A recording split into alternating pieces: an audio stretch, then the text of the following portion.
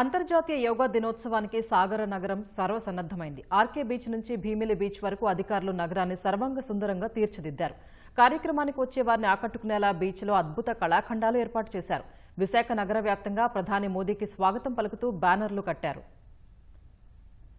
కేవలం విశాఖపట్నమే కాకుండా రాష్ట్ర వ్యాప్తంగా 1,00,000 ప్రదేశాల్లో 2,50,00,000 మంది ఒకేసారి సాధన చేసే విధంగా ఇవాళ ఏర్పాట్లు చేయడం జరిగింది. అలాగే ఒకే కేంద్రంగా 5,00,000 మంది చేసే విధంగా ఆర్కే బీచ్ నుంచి భీమిలి బీచ్ వరకు అందరితో కలిసి ప్రధానమంత్రి, ముఖ్యమంత్రి, ఉప ముఖ్యమంత్రి కలిసి యోగా చేసే ప్రక్రియ మనం రానున్న 22 గంటల్లో చూడబోతున్నాం. ప్రపంచ రికార్డు అంటే మరొక పక్క ఏయూ ఇంజనీరింగ్ కాలేజ్ గ్రౌండ్స్లో 25,000 మంది గిరిజన బాలబాలికలతో మంత్ర సహిత సూర్య నమస్కారాలు 108 చేయించే విధంగా ఒక ప్రక్రియ జరగబోతుంది. విశాఖపట్నం కేంద్రంగా ఒక 300 కంపార్ట్మెంట్స్ కడుతున్నారు. ఒక్కొక్క కంపార్ట్మెంట్లో 1000 మంది, 1,500 మంది ఆ విధంగా సమాయత్తపరుచుతున్నారు.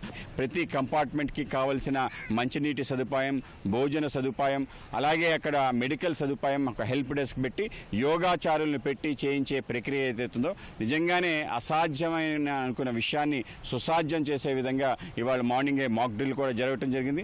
బస్సు ఎక్కడ ప్రారంభమవుతుంది, ఎక్కడ వాళ్ళని దించుతారు, తిరిగి ఎక్కడికి తీసుకెళ్తారు అనేది కూడా నిర్ణయించడం జరిగింది. 40 సంవత్సరాల నుంచి నేను యోగా చేస్తాను. 10 ఇయర్స్ నుంచి యోగా క్లాసెస్ చెప్తున్నాను. ఈ యోగా చేయడమే కాకుండా అందరికీ చెప్పడం అనేది కూడా ఒక అదృష్టం నాకు. ఈ మన వైజాగ్లో ఈ యోగా డే చేసుకుంటున్నాం అనేది నాకు చాలా సంతోషంగా ఉంది. చాలా అదృష్టంగా కూడా భావిస్తున్నాను. నేను ఈ యోగా భారతి ట్రస్ట్ ద్వారా నేను ఒక లెవెల్ 1 ఇన్స్ట్రక్టర్ని అయ్యాను. నా తరపుని ఇంకా 1,00,000 మందినో నా ఆశయం అండి, నా జీవితధ్యేయం. యోగా అనేది మనసుని, బుద్ధిని, మన శరీరాన్ని ఆత్మతో ఏకం చేసే ఒక ప్రక్రియ. మన గురువులు, యోగులు మనకు అందించిన ఒక గొప్ప అవకాశం ఇది. యోగా ప్రాముఖ్యత అనేది మనం తెలుసుకోవాలి, అది మన జీవన విధానాన్ని అలవర్చుకోవాలి.